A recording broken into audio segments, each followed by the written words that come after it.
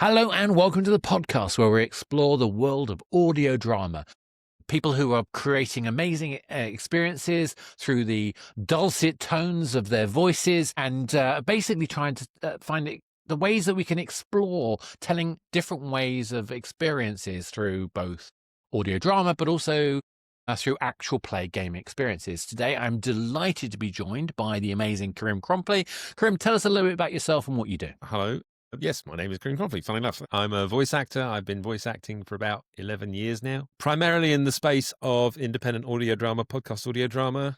I have a few games in my back catalogue as well now, and a few explainer videos, that kind of thing. But most people know me from indie audio drama. The most likely thing people would have heard me on is the Magnus Archives, one of the most famous indie podcasts out there, where I play Simon Fairchild, and possibly because I played Dracula in Regarding Dracula as well. Haven't you done stuff like, I can't remember, was it Wooden Overcoats or something? Didn't you do an episode of that or something? I never did Wooden Overcoats. Oh, For I one thought thing, you I did. never quite made it. No, you were because I met one of the main actors for that recently, and Tom Crowley or Beth there. Yeah, I can't remember which. My brain can't mention the name. My brain is just gone. But anyway, the point is that it's interesting because there's a lot. I had to meet them with Sean from Fable and Folly. Oh, yeah. We just happened to be catching up at the same time. But the thing in my head is that it just shows that how much of it, because we've known each other for a very, very long time. Yes, indeed. We started out kind of playing games in the kind of big game conventions together and doing a whole bunch of crazy LARPy type stuff. Yeah. But you've always had that bit of a thespian kind of thing to you. Yes. What was it that finally kind of got you doing the audio drama kind of seriously? Well, as you said, I've always been an actor all my life. I did school plays from when I was 4, all the primary school stuff, all the way through secondary school. Did stuff at college, etc. Then joined Amdram, as one does. And I've always felt alive on the stage, being an actor, that kind of thing. I spent 25 years being a medieval entertainer, doing fire breathing and juggling as well. So I learned to be an audience man. I could really handle audiences, put them right there in my palm, bring them up, take them down, all that kind of stuff. Absolutely. I've always had that kind of connection through the fourth wall. In around 2008, I was getting a bit tired of Amdram because, shall we say, quality can vary. But also politics can vary. Yes, exactly. And a friend of mine suggested I go take a course on directing, since I had so many ideas, etc., etc. And I thought, what a fine idea.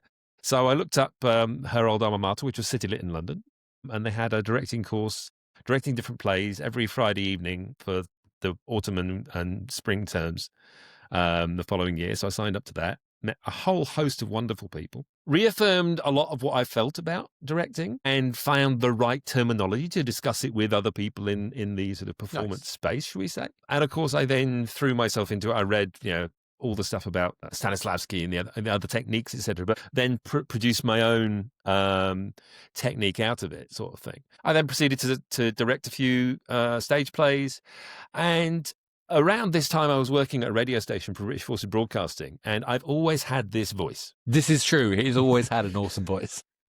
And everybody always says, Karim, we love your voice. Yeah. BFBS has said, we need to get your voice on the radio. Yeah. And so I did Quizmaster things and a few other bits and pieces for them.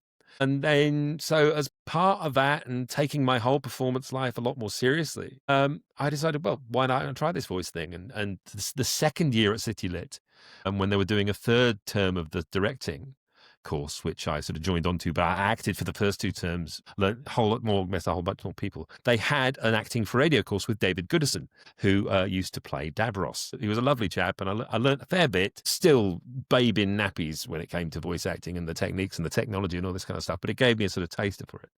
So me being me, just thought, well, it's easy. You just go sign on to these websites and you get gigs and all this kind of stuff. And I signed up and spent money and bought a bit of kit here and there. Proceeded to not do very much for months. But that's when my general geekdom sort of came to my rescue, I suppose. I can't remember what year it was, but I think it was about 2013, 2014. He started listening to podcasts, and I was hearing about podcasts and stuff like that. And so I found a show, a bit of fanfic in the Babylon 5 universe called Nova Babylonia. And I mentioned to the creator, because they had a group on Facebook, if you need somebody else to play a character, I'd love to. And he said, yeah, sure, fine. So I got to play a Centauri called Commander Of course Khan. you did. Just perfect. And through that, I got introduced into another podcast, which was the audio drama production podcast by a couple of Scottish guys, Rob and Matthew. Rob McLean and Matthew McLean and Rob, I can't remember.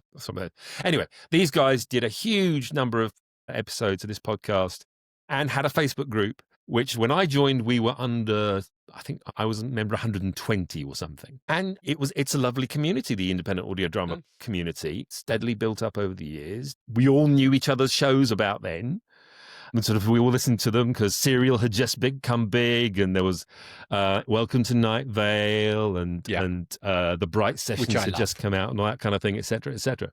Yeah. And I sort of, me being the gregarious me, I'd input stuff, my thoughts, etc., in the group, etc., etc. And I managed to get a couple of little gigs with a couple of people. And as you do, I did them okay. People mentioned it. I got a couple of really breaking gigs at one point, which I think set my stall out that people could see what I could do. I could tell the whole story again, but it's the same story I tell every time I do an interview with people. I had two-week recording deadlines in a row, which destroyed my voice. The first one was for the Liberty podcast, the Tales from the Tower. I got an email from Travis Vengroff of not Fable and Folly, of Fool and Scholar, who are just celebrating their 10th anniversary this year, or just literally this week, in fact. At the time of recording. Exactly. Sorry. Yeah. And they said, our lead actors let us down. Can you record for us? And I said, yeah, sure. Can you do it in 2 weeks? Yeah, no problem at all. Here's me used to receiving like a couple of lines here and there for a scene, etc., etc. I get the script and it's like, it's a feature-length 2-episode drama where my voice is 98% of it. And it's like, I've got to record this effectively 3 times over in 2 weeks around my day job. Yes, and you have a full-on day job. Yes, I do IT and data security. So it's like, somehow I managed to squeeze it in sort of half-hour bits at lunchtime, dashing home at lunchtime and doing stuff in the evenings after my wife had gone to bed and all that kind of stuff. And I managed to get that out. And then I had another 2-week deadline after that for the Diary of a Madman season 2, where once again I was the only voice for 99.95% of it. 17 episodes, which is slightly different because that then took 18 months to come out rather than a couple of months for the Liberty one. It's like, you needed 2 weeks for what? Yeah. But these things are sent to try us. Yeah. Exactly. But those effectively, I think, pitched me into, for want of a better phrase, the industry. Yeah. As an actor who could. It's that whole creative combination. Know your stuff. Be nice to work with, be on time or deliver on time. Yeah, be reliable. Yeah, and I could, and I did. So, sorry, I think you're kind of selling yourself a little bit short in this case because not only did you manage to pull that off, but you was hinting at this as you're talking about the kind of development of the audio drama community. Because everybody I met doing audio drama knows you. Everybody. You have this reputation for being like the godfather of like indie audio drama. The podfather, the podfather. You are the podfather. And I mean, so I kind of, I'm joking about it. It is kind of true, but I think I want to go into more about the kind of process and the kind of practicalities. But before we do that, let's talk a bit about that developing community, and particularly kind of the Audio Hub groupings that you've done and the events that you've been starting to pull together. Sure. How has that kind of changed the way that you look at the way audio podcasts are developing? Has it had an impact? Absolutely. I mean, I didn't go into this as a young slip of a lad. I was 30-something, 40-something when I started. So I knew the power of networking from my IT life and all this kind of stuff, and getting to know the right people and talking to the right people who you could then phone, email if you had a problem, that kind of thing. And I was looking for a new social outlet anyway. I was moving away from the medieval entertainment group, and I was trying to find something else to fill my time and just generally sort of satisfy myself creatively. And this wonderful community of talented creatives of all the different spheres, from actors, directors, sound designers, musical directors, the whole bit. And so I'd go along to, if somebody was having a live show, like Victoriosity would do their live shows in Oxford, Wood and Overcoats would do theirs in London. I'd pop along to the pub or whatever they were doing, and I'd do stuff. I then went along when Lauren Shippen of the Bright Sessions fame came over during 2016, the weekend after the Brexit vote. I remember because Felix Trench, who stayed in Wooden Overcoats got interviewed by French TV because he lived in Paris at the time whilst we were there. And so I got to meet Lauren and a whole bunch of and the whole Wooden Overcoats crew, et cetera, et cetera. And it's that whole thing. You go in with a degree of, I just want to meet people and be nice and all that kind of stuff. Yeah. And you get to know people. And so you see them on other things and you have conversations and it just builds and builds and builds. Exactly. And you build your own network of contacts, you build a network of community. And I found my tribe, basically. Exactly, yeah. And I think that really came across because for the first time, I joined your event early this year. And I mean, we're not talking about like, it feels like this year, whenever it was. Was it November? It was November.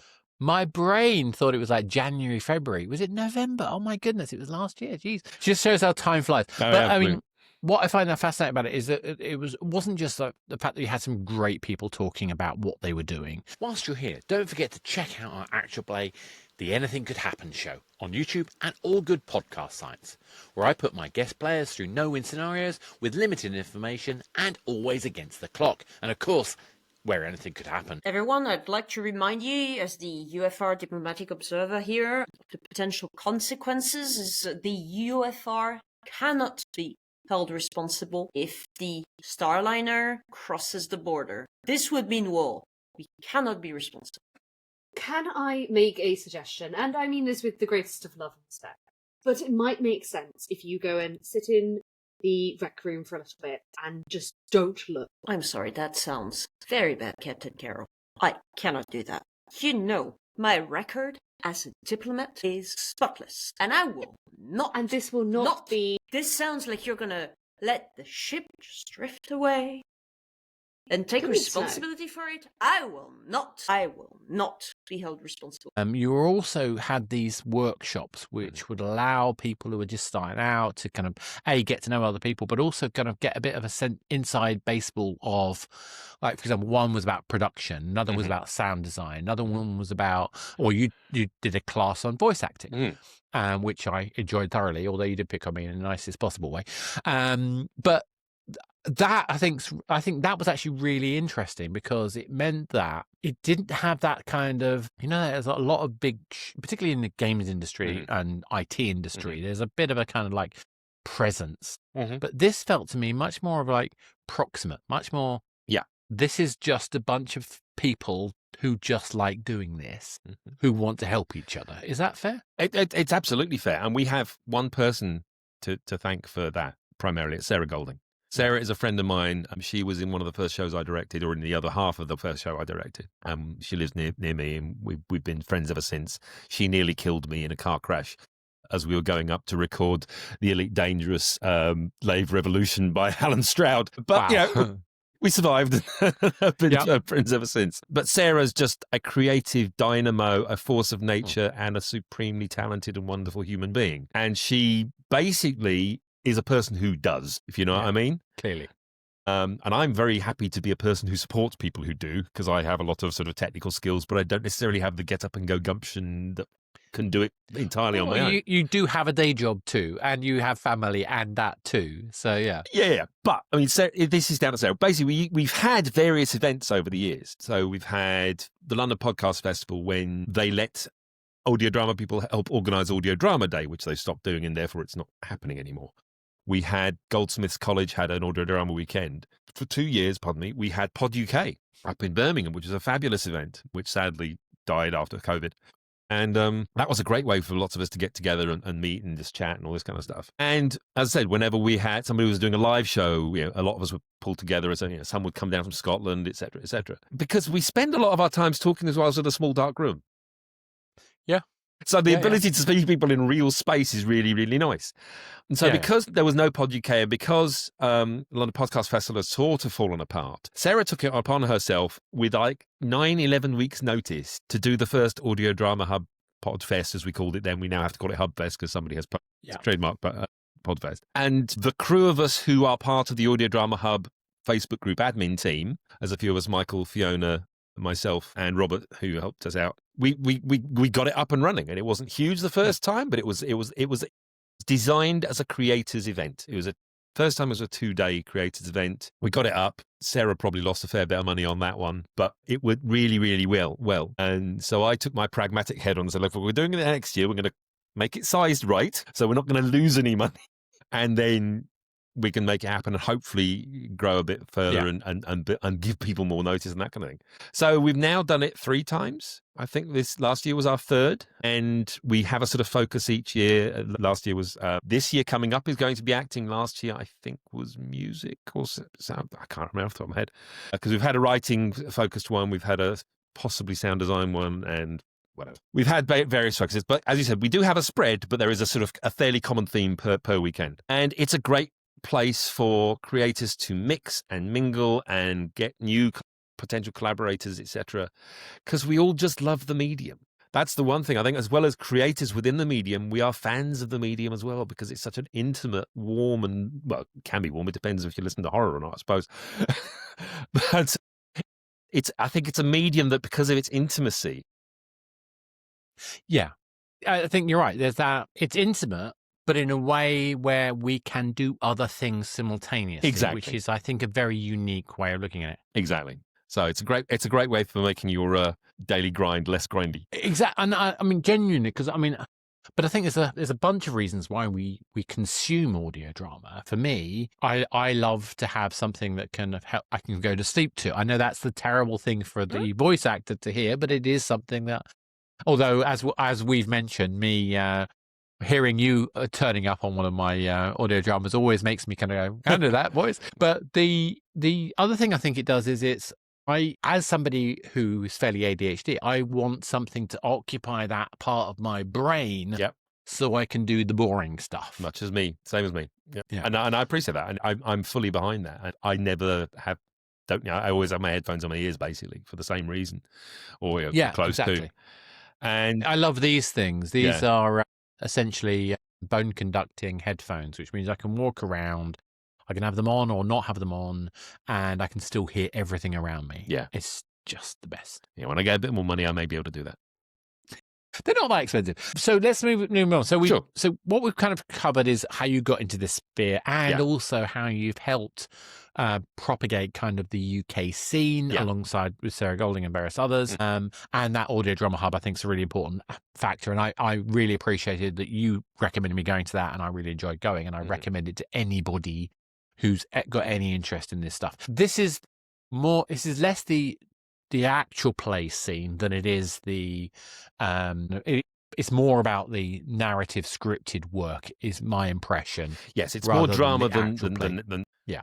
So you've done all of the above, and you've done it at small scale, you've done big scale, and you were recently on the Goldhanger Sherlock & Co. 4 times. Which is it 4 times? I've had 4 characters so far. So much so they've invited me to the Patreon get-together tomorrow. So it just goes to show, but it was the most recent one that really kind of hit me. But these are quite differently scaled productions. Yeah. I'm interested, kind of like, I mean, how do you prepare differently for the different scale production? Did it affect the way that you approach the work? Not really. I mean, a role is a role. And it's more how the production is being recorded that affects the preparation. For some of the preparation, from some of the roles, like when you mentioned Emily and Chris earlier, when they recorded Wasteland last year, we actually got to record in a studio in London. And that's a whole different kettle of preparation. And it's a wonderful ability to actually record with other people and get to meet your fellow castmates. And you build that vibe. And in that show particularly, Marie Claire and I, our characters had a history. And we really bonded quite well. Yeah. And that's hinted in our performances, and it came out really well from what I felt, and I think Emily felt the same, and Chris. And I'm looking forward to more of that, hopefully, when they get round to writing season 2 of Wasteland. And the rest of the time, it's 95, 98% of the time I'm talking to myself on my own in my box. So a script is a script is a script. Prepare, I look at it, I say, what's this character, where they're from, do they want me to do an accent, do they want me to do particular things, where are they? Because when you're acting to a high level in audio, you have to understand the character, the motivation, the situation, and where they are. Because there's no point talking perfectly like this when you're trying to it was supposedly yelling at the top of a mountain. Yeah, exactly. Or, for example, as I know you have played many times, a dragon, for example. I have played a dragon, yes, or 2. Yeah. But But again, I think you're able to do that because you can carry that gravitas with that voice, which I think is. I mean, I kind of almost wonder if you're typecast in that sense, but I don't think so because you've got a lot of different areas you can draw from, don't you? It's hard to say. Okay.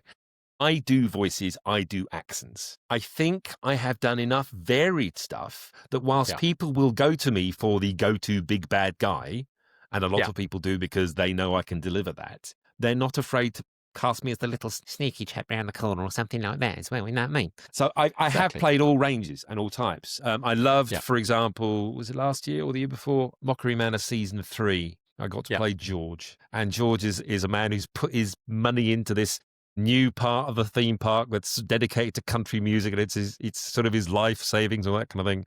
And his opening reveal of the scene is just one of the most hilarious scenes in audio drama I've ever listened to. Cowboys on Ice, imagine that, with interesting costumery. Cowboys on Ice. Yes. You've heard it here. Yeah. So from your perspective, the performance is the thing. Yes.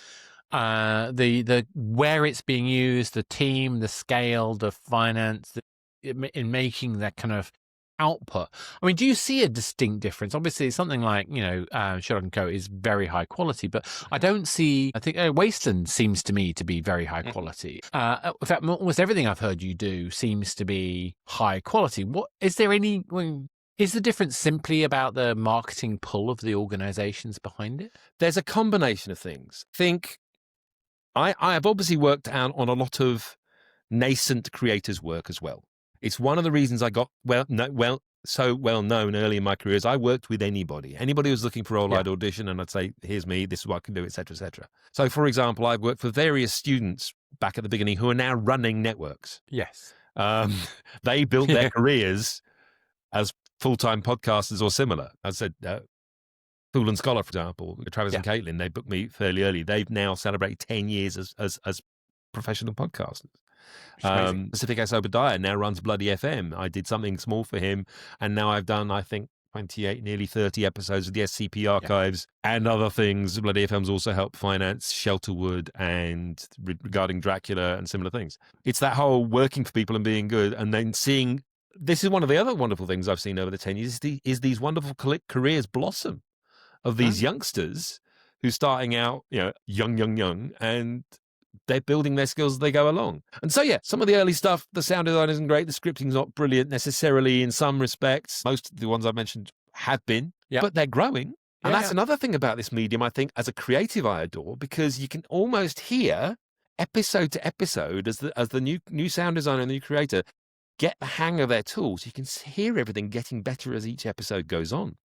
Yeah, absolutely. And that's a wonderful thing for a technical person within the medium to enjoy as well. And I love that. And working through those, I still work for stuff which is not as polished. Yes. But there is a reason why, and it's... You play my game. Well, but there's... I said, if you don't lift up the boats, how are you going to get more career? Because I want more audio drama and audio comedy to listen to as well. Exactly. I mean, there's a wonderful, wonderful, wonderful show called Theatrical Shenanigans by Rachel Feeney Williams. She is a playwright extraordinaire. She pumps out material like you would not believe. She also organizes lots of other scripts from the New Play Exchange and other things. This whole collection of people who've pulled stuff together. If you want to interview someone, I'd get to interview her if you can. I'd love to. Yeah. The show polish is not there, but the scripts are brilliant. Yeah. Because the whole point is it's a script showcase sort of thing. And they're lovely to be part of. And I tend to be in sort of duologues or something, or two headers and stuff like that. So I try and make sure I'm doing a Zoom session like this. So I work one-to-one with the other person, because it's either slightly romance or comedy, and those kind of things really work together if you got that kind of thing. Yeah, you need that kind of like spontaneous kind of connection. Yeah, you need that energy as well, bouncing back and forth between you. But each show I've been in has always got something to praise it and to lift it up because everyone's creating, everyone's giving their heart to it, etc. And some people get overwhelmed for whatever reason and they stop. These things happen. It's as in any creative industry whatsoever. But because I fully appreciate my position in the industry now, that I have a bit of pull. I have a bit of gravitas, and my name attached to a project can make people who think I'm quite good at least listen to it one time over. I'm happy to work with people to try them out and see if I can help them. It's exactly. I mean, you're one of the reasons why I got off the fence and actually got on with it. You and Lucy, in particular, and Colin kicked my ass for talking about this thing and never actually getting on with it. And I think there's something fundamental in what you've been describing for me, which is, I think it's really important, kind of getting your head around the fact that it doesn't have to be perfect, the fact that it is an evolving feast, the fact that because this is not just I build it and release it and forget about it, it is something where we have immediate feedback. We have kind of a sense of an audience. It is a complicated thing to grow that doesn't seem to grow through classic paid advertising. It's much more of an organic growth. That it seems to have this kind of like emergent energy, this sort of nascent energy. Does that make sense? No, absolutely. I mean, the first time you get your first bit of fan art that appears, that's just awesome. Yeah. I mean, the Simon Fairchild character I play in the Magnus archives, the amount of fan art of him on Tumblr is just outstanding and insane. I mean, I got pinged by people. I knew that the show was big and was good when I finally got booked and I did the show and it came out. And then a few weeks later, he said, Simon's a lot of people's favourite character already. It's like, really? He appears twice in a 200-episode show. He's mentioned a few times, but he appears twice. Clearly, they need to book you more. Well, I'm a staff performer for Rusty Quill now, so which is nice. Yeah. But yeah, but because at one of the London Podcast Festivals, they were having a Rusty Quill meetup, and I didn't know how big it was, and there's only like 50, 60, 70 people there. It's like, holy nuts, there's lots of them. Yeah. Well, I'm hoping, is it Callum, isn't it, at Rusty Quill? I think I'm hoping to interview them fairly soon, so fingers crossed. I mean, the whole team at Rusty are just phenomenally talented and incredibly professional at what they do. We also used to do the Friday night meetups in London once a month on a Friday night. So once again, that whole social getting together, chatting, etc. thing. When COVID came down, we swapped that out for an online meetup now. Yeah. And so that also means people from the US and other places can join us as well, which is nice. If you're enjoying this interview, why not check out this brief trailer from our guest? Commander, Star Journal entry 14.07.28. The crew and I have had a busy period in the last 12 months of duty. The Protector has finished shaking down, and the crew have come together just fine. We have just one more mission to complete before we get some well-earned R&R. Good evening. Thomas Briley, isn't it? Yes, of course it is.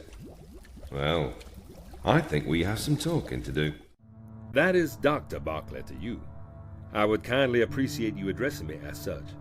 How is my witness doing today? She is a tad bit off? Perhaps you should turn her back on. She's nothing more than a computer after all. He most definitely did see. How many times has it been said, Cassius sees all? No doubt Worm will now be scrutinized by an all-powerful god. People have seen us together at the tavern. That means I am now suspect. Hello. A hostage? For me? Betula, you shouldn't have. Don't you touch him! And who might you be? You must be Rose. Mr. Jennings? Indeed. Please have a seat. You better take them out to the woods and bury them. I'd come and give you a hand, but we got George and his wife round for dinner, and it'll be at least another 5 hours before he finishes talking about his new car. If he spends another 5 hours talking about his holidays, I'll be jealous of the people you're digging the graves for. Yeah, I mean, time zone's an interesting one, particularly if you're working with somebody US-based. Oh, yeah. That's going to... I think it's actually easier for UK people to work with US people to an extent. Yeah. But that's assuming that the US people are working during their day. Yeah. When they're working in their evening, I think that becomes much more challenging. Yeah. I mean, I've recorded many times at like 1, 2 in the morning. Yeah. It happens. I mean, you work with it. It happens, yeah. I mean, it's when you got to kind of... there was one, the only time was like 4 in the morning, and I just didn't want to do that. It was too much for my 4's brain. possibly stretching it a bit. It was because we had some folks in New Zealand and some folks in America we had to talk to. It was not fun. Yeah, it's not a tough fun combination. But anyway, so we talked a little bit about the practicality. So let's talk a little bit more about kind of like someone who's starting out. Mm-hmm. What sort of things that they've been thinking about in terms of like equipment, training, reading? What sort of, if you were interested in getting involved in audio drama, what do you think is someone's first go-to? It depends in which field, I suppose. If you want to be an actor, can you act? Yeah. First off, have you done community theatre, Amdram, etc.? Have you built up a degree of skill in that space? Because it's your voice there, right in somebody's ears. They're going to notice if your skills aren't quite up to scratch, sort of thing. But that doesn't mean you can't start. But it's you can't just necessarily go straight away. I'll give it a go, and necessarily book lots and lots of work, if you know what I mean. Is what I'm saying. Nothing stopping people having a go, but if you want to sort of take it a bit more seriously, be an actor, learn how to act. Learning to, I think that's definitely. Is there any kind of functional, technical thing? I mean, like, for example, should I worry too much about what mics I have, what cameras assuming, I know this is audio drama, but I know some people do use video too. Yeah. Is that something we should be thinking about? Microphones, yes. But it's one of those things where you can build up steadily. Nowadays, USB microphones are a lot better than they were when I was starting out. And I bought a USB microphone. It broke. I got it repaired. I got a replacement. That one broke as well. I then bought a proper mic, and that cost me a bit of money. But modern USB mics are better quality for starters. And a lot of the indie audio dramas, they're not necessarily looking for the kind of stuff if I'm doing high-end adverts for Audi or something like that. It's a different entirely. But because I was working at the radio station at the time, I got advice from a couple of the guys, and they said, buy this mic, the SE2200. It's a £175 mic. It sounds like a £500 mic, and that's the kind of balancing it. And you have to buy your audio interface to go with that as well. But I'm still using that's still my go-to microphone. I have my little AKG D5 here, which is my little dynamic mic. And you can start off with one of these. Because when I recorded The Dragon, this is what I used. Oh, cool. Because my house was being rebuilt at the time, and I was borrowing a studio near my office. And this D5 I picked up for 50 quid off Amazon. But AKG is a decent make. D5 is it's the AKG equivalent of the SM58. The SM58, ubiquitous microphone you see every rock band on the universe yelling into. You can hammer nails in with them; they'll not break. The AKG D5 is a lovely little mic for a dynamic mic. No. You need to learn about how to build your recording space. You can build your recording space out of blankets and other bits and pieces. You're looking for two things: lack of sound intrusion from the outside and lack of reflections of your voice off hard surfaces like walls, etc. The sound has to be as dry as possible, as dead as possible. If that happens, that then means that the sound designer gets to work with that sound. They don't have to do too much to make it sound like it works in the same room as the other people. Because you can imagine, if everybody's recording on their own, no room sounds the same. No two rooms sound the same. No. So blending them in, all the different actors' recordings into, so it sounds like it's in the same room, is actually an incredible skill.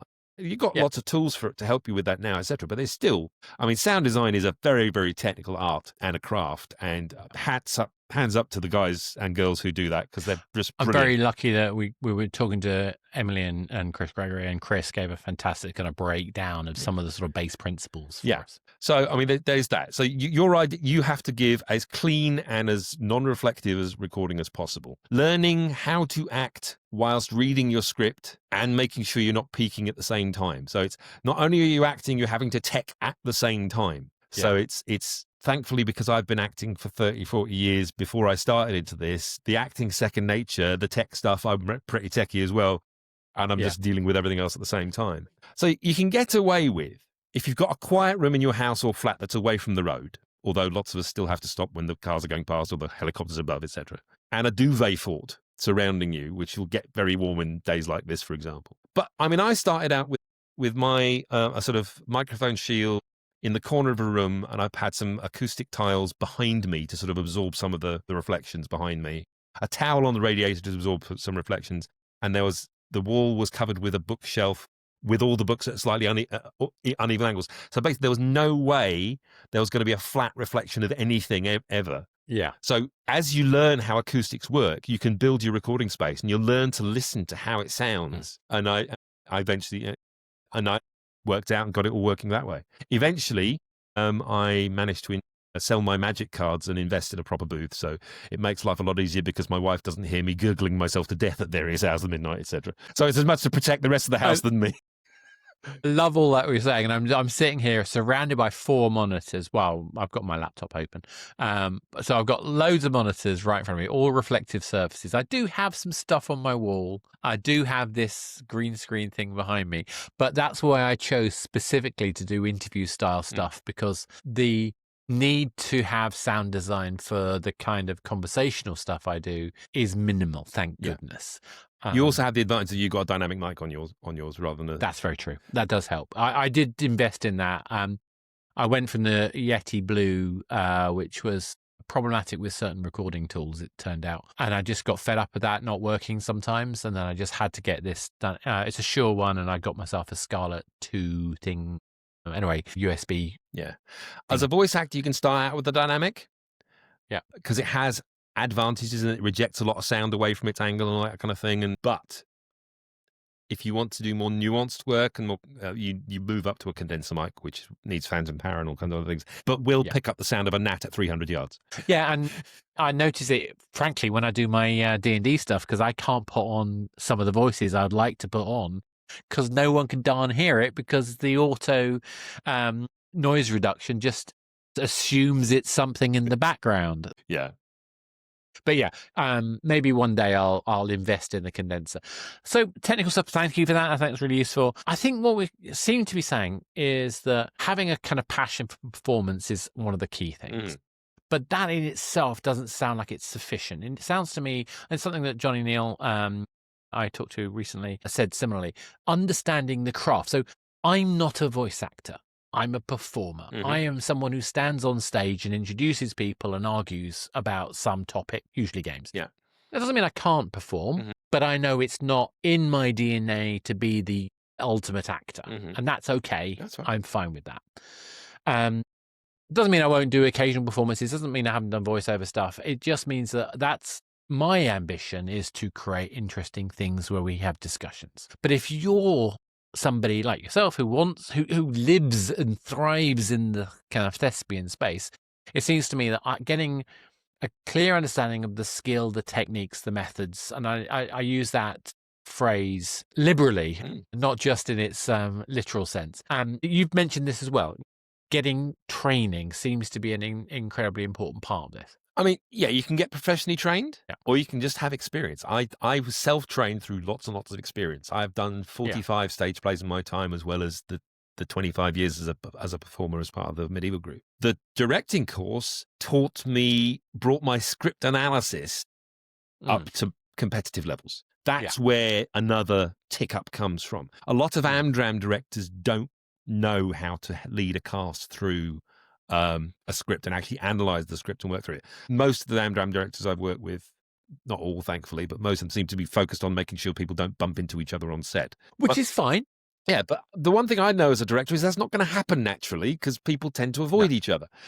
But being able to analyze a script, break it up into the units, where the emotional beats are, where the changes are, where the shifts, who's the antagonist, who's the protagonist, where the power in the scene is going, all this kind of stuff that you can pick up from just the words on the page. And then be able to translate that into a performance. That's the skill. And the skill to be able to do that cold, or quite cold, that's another thing entirely. So to be able to read and perform on cue, just reading off the text. I mean, as an actor, I'll typically read the script through once. And when I'm recording on my own, I will then do 3 versions. The first time through is usually me just getting the feel of it. But then I've been doing this 50 years. So the muscles are well worn and quite lubricated in that space. But my inner performer, my inner actor, the character that's living within me that wants to escape, as the better way of describing it, I see the words on the page, I go into the flow state, and the character says the lines and is providing the emotion as that I see in front of me.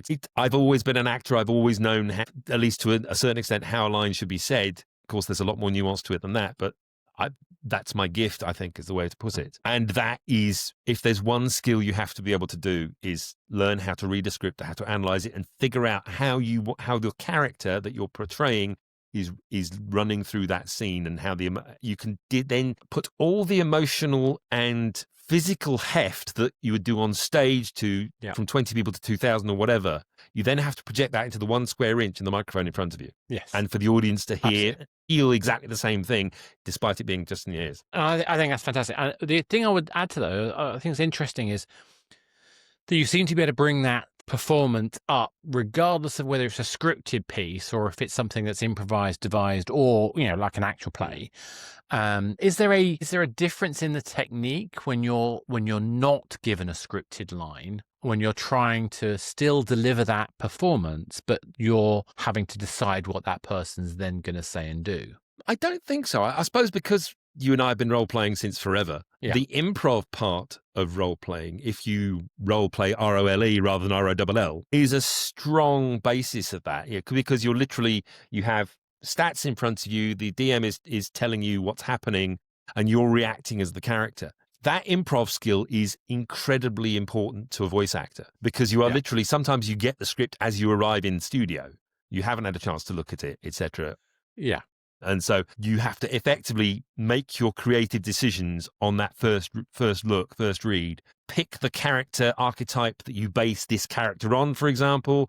Give it its particular nuance for whatever reason. Ask a few key questions of the producer, writer, whomever, and then commit to that character. And I always do it as, be it actual play or as a voice actor doing a drama. The character takes over, and they're the lens through which I push the performance, sort of thing. I'm calling out emotional reactions I myself have had over the years through this, that, the other, whatever, but they inform the character's performance of the piece in front of me. I mean, you're basically, it sounds a bit of a cliche, but you're a conduit for what that character is intending to do and be. That's a very good way of putting it, yeah. Cool.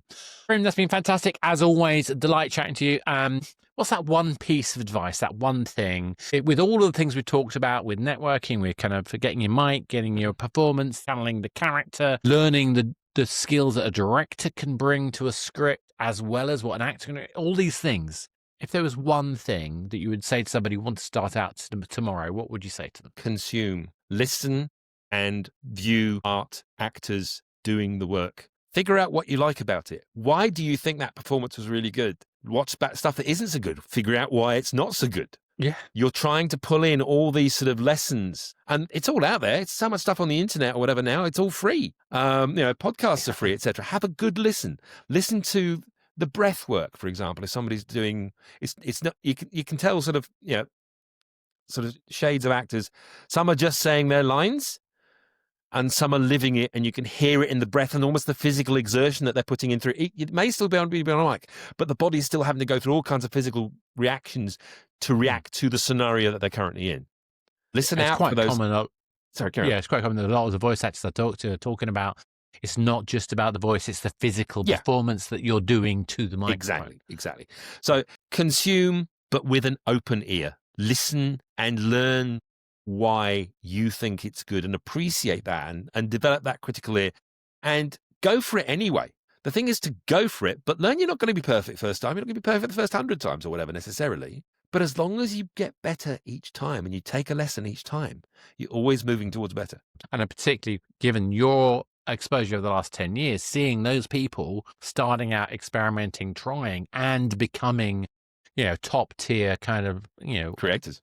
Almost legendary creatives in this space, that I think is just testament to the fact that it's an evolving piece. Yeah.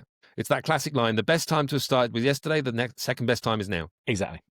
Karim, thank you so much. If people want to find out more about what you're doing and the latest productions you're in, what's the best way for them to do that? Oh, crikey. I'm on Blue Sky as Bullshot UK. My website, you can find out about me on my website. All my links are there, my Podchaser profile. You can follow me on Podchaser. I keep myself updated on there. So anything that comes out, I'll typically tag myself, and you can see all the 135 productions I've been in, the 630 episodes so far. Not many.